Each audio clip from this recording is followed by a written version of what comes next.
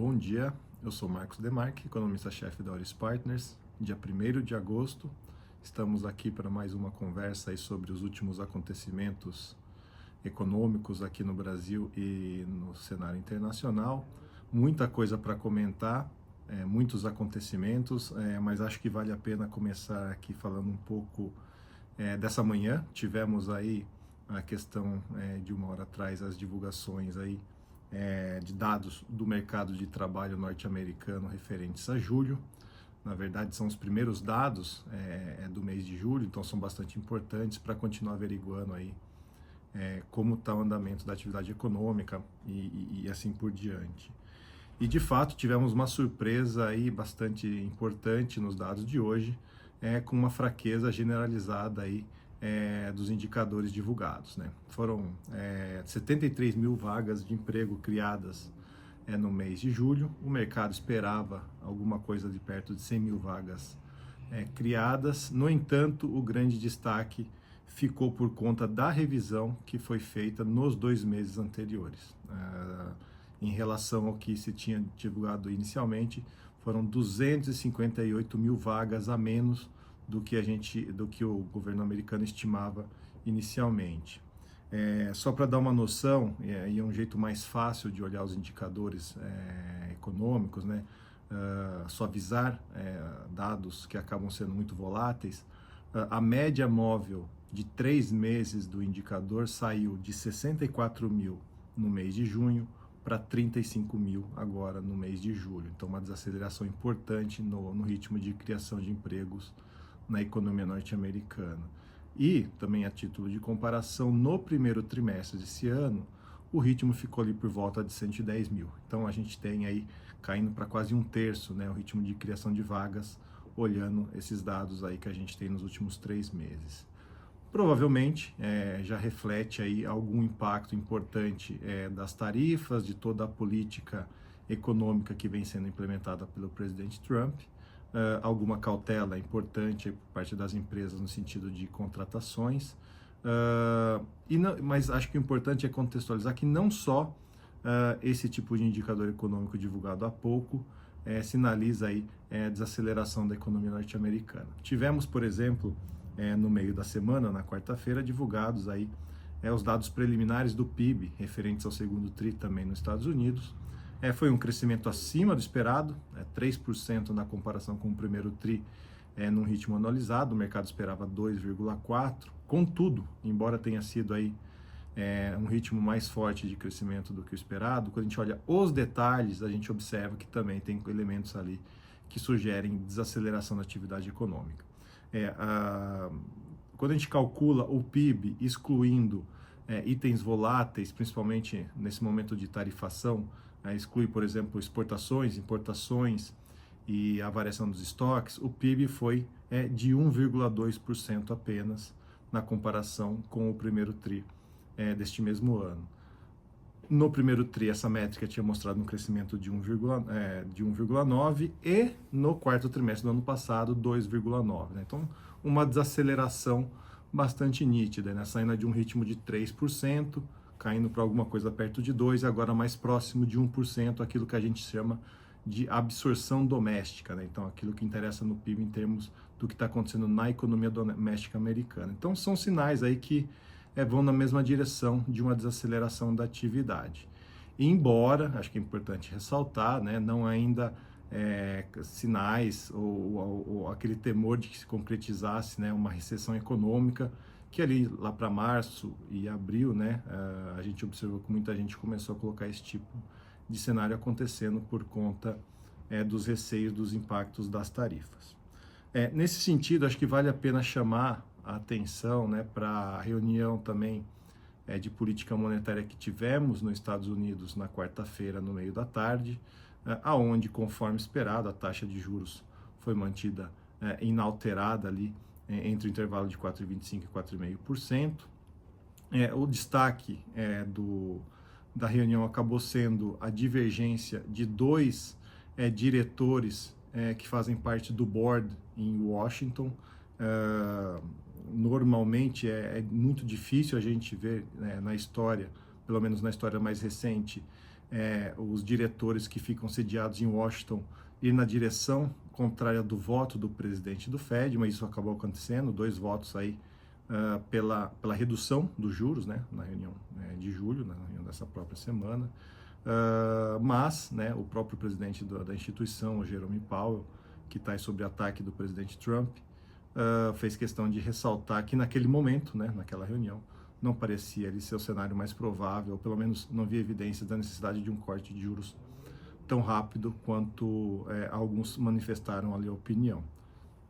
Eventualmente, esse tipo de diagnóstico pode mudar depois desses dados de hoje. Na verdade, é claro que existe uma cautela sempre de se coletar dados ao longo de um espaço de tempo maior, e acho que é isso que, obviamente, o Fed fará. Mas o fato é que hoje, pela manhã, após a divulgação desses indicadores econômicos do mercado de trabalho nos Estados Unidos, o mercado passou a precificar perto de 80% de probabilidade de uma redução de 25 pontos base da taxa de juros nos Estados Unidos na reunião de setembro. Só para você ter uma ideia, até ontem essa probabilidade era de 40%. Então hoje o mercado aí dobrando a aposta aí de que teremos aí uma redução de juros em setembro. Agora o mercado também precifica mais do que 2 cortes até o final do ano, então obviamente o mercado aí pesando a mão nos juros nesse sentido. Acho que um impacto importante que merece observarmos daqui em diante qual tipo de reação o presidente norte-americano terá, à medida em que vimos aí ao longo das últimas semanas e meses, né, uma campanha forte no sentido do presidente pressionar o Banco Central americano para uma redução de juros, uma pressão especificamente sobre o presidente da instituição, que tem se mostrado bastante cauteloso aí em navegar nesse mundo político aí, mas fato é que a pressão provavelmente pode aumentar nas próximas semanas. E um outro aspecto importante, que também tem a ver com a gente, mas deriva desse cenário de uma fraqueza um pouco mais clara da economia americana, é a fraqueza do dólar, né? Não só aqui no Brasil, mas ao redor do mundo, que temos comentado em vários momentos aqui nos nossos podcasts. Hoje pela manhã, após essas divulgações, a moeda americana vem perdendo entre 0,5% e 1 ponto percentual frente às principais moedas do mundo. Aqui no Brasil, inclusive, o dólar está caindo agora pela manhã, e evidencia aquilo que a gente tem ressaltado muito aqui, né, que as flutuações dos ativos, especialmente das moedas, têm dependido muito dos sinais que emanam ali da economia americana, que emanam da política econômica do governo americano e das suas consequências sobre as demais variáveis econômicas do país. Nesse sentido, acho que vale também a pena chamar a atenção para divulgações aqui no Brasil, que continuam aí mostrando um mercado de trabalho bastante pujante. A taxa de desemprego referente a junho foi divulgado ontem. A taxa de desemprego com ajuste sazonal caiu para 5,8%, é a menor taxa de desemprego que a gente registra no Brasil, aí, segundo as contas do IBGE, desde que a série histórica começou a ser divulgado há mais de 25 anos, mostrando que, de fato, aqui dentro a gente tem, sim, sinais de uma desaceleração da economia, que já vem aí de alguns meses, mas parece uma desaceleração bastante amena por hora, né? Acho que fica evidenciado, inclusive, pela produção industrial de junho, que saiu agora há pouco também, um crescimento frente ao mês de maio de 0,1%, o mercado esperava 0,4%, então a indústria é um pouco mais fraca mais recentemente, mas o mercado de trabalho segue robusto.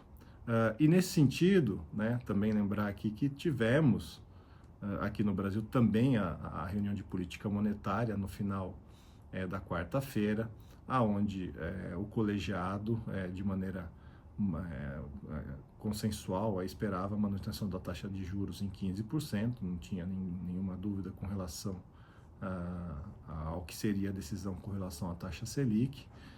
A curiosidade ficou muito em cima de o que viria no comunicado. E o comunicado veio um comunicado bastante conservador, na nossa opinião, no sentido em que existia a possibilidade dos diretores do Banco Central colocarem ali em algum momento alguma discussão de impactos desinflacionários, impactos negativos sobre a economia que poderão vir ou devem vir das tarifas aí anunciadas pelo presidente Trump sobre os produtos importados do Brasil, mas ali no comunicado a gente não observou nada muito pesado nesse sentido. Então, um tom bastante conservador. As projeções do modelo do Banco Central ficaram praticamente inalteradas com relação àquilo que a gente viu no relatório trimestral de inflação do mês de junho. Agora, só lembrando que o horizonte relevante de inflação para o Banco Central se situa no primeiro trimestre de 2027 e para esse trimestre a projeção ficou estável em 3,4%, portanto ainda acima da meta. Houve ali uma referência ao mercado de trabalho mais dinâmico, então esse dado que saiu ontem, inclusive, corrobora a visão que a gente teve ali no dia anterior do Copom, e tudo aponta aí que dificilmente teremos espaço para cortes de juros tão cedo no Brasil, apesar da inflação mais benigna no curto prazo, que a gente tem salientado também aqui nos nossos comentários. O IPCA 15 de julho veio benigno, nos meses anteriores também a gente teve números mais benignos, mas por hora o Banco Central tentando evitar qualquer sinalização de que ele está prestes ou pensando em iniciar um ciclo de redução de juros. Obviamente, a gente ainda tende a coletar dados benignos de inflação por conta desse dólar mais fraco aqui no Brasil nos últimos meses, mas principalmente por conta de um IGPM que também vem caindo de maneira bastante sólida nos últimos meses, com suas projeções também sendo reduzidas mês após mês, o que deve concretizar aí um cenário melhor, não só para alimentos, mas para bens industriais de uma maneira geral. Mas é bem-vinda essa posição cautelosa, conservadora do Banco Central aí, esperando um momento adequado para o ciclo de juros ser iniciado, que, na nossa opinião, acontecerá lá no primeiro trimestre do ano que vem. Inalterado, portanto, frente ao que a gente já imaginava antes da reunião dessa semana. Agora, um comentário bastante breve. É difícil a gente saber exatamente quais serão os impactos macroeconômicos das tarifas anunciadas pelo presidente Trump. A gente sabe ali que cerca de 45% da pauta de exportação para os Estados Unidos não terá incidência da tarifação de 50%, conforme aí a gente viu ao longo dessa semana o anúncio da Casa Branca. A tarifação deve começar a semana que vem. Existe uma conversa de que eventualmente o café que ficou de fora dessa lista possa fazer parte, uma vez que os Estados Unidos não produz café e que é um produto ali altamente consumido pelo país, então eventualmente a gente terá ampliado aí o número de produtos que serão isentos ou com tarifas menores aí chegando nos Estados Unidos. Em termos macroeconômicos, embora o impacto seja relevante dependendo do setor que a gente está olhando, principalmente aqueles setores que são menos organizados, são menores, têm uma menor força de exercer alguma pressão em Brasília ou Washington, de maneira geral, o impacto econômico tende a ser pequeno, pouco relevante. O que eventualmente pode acabar acontecendo pelo lado da inflação é que, se de fato certos alimentos continuarem a ser taxados no valor inicial de 50%, a gente pode ter um redirecionamento para o mercado interno, fazendo com que os preços de alimentos que já estão caindo continuem caindo ainda mais ao longo do semestre. Mas isso ainda a gente tem de observar. Acho que o importante aqui, só para finalizar a nossa conversa, é tentar separar um pouco todos esses ruídos que a gente vê que está acontecendo em termos políticos, geopolíticos. Obviamente os desdobramentos têm consequências, especialmente sobre a moeda e outros ativos aqui no Brasil e em outros lugares do mundo, mas no momento essas questões que envolvem, por exemplo, o governo brasileiro, o judiciário brasileiro, a Casa Branca, de maneira geral, tendem a ter pouco impacto sobre a economia, pouco impacto sobre a inflação. O que é importante e deverá continuar sendo importante é se a dinâmica do enfraquecimento do dólar vai continuar ajudando, por exemplo, em números mais baixos de inflação. Isso sim pode levar, de fato, aí a gente ter um cenário mais benigno de inflação aqui dentro, eventualmente um ciclo de juros que possa caminhar além aí dos nossos 13% de projeção que a gente tem para o final do ano que vem. E o outro aspecto que temos que continuar tendo em mente a todo momento é que se de fato o dólar continuar se depreciando mundialmente, né, teremos implicações aí importantes que se desdobrarão além desse enfraquecimento do dólar que a gente viu ao longo desse começo de ano, se traduzindo eventualmente em cortes de juros nos Estados Unidos, o que impacta também juros no restante do mundo, e aí por diante, né? Mas acho que isso aí acaba ficando para outros tipos de análise à medida que a gente for avançando aí nos indicadores e nos acontecimentos geopolíticos ao longo dos próximos meses. Bom, fico por aqui, desejo a todos e a todas aí um ótimo final de semana e até uma próxima.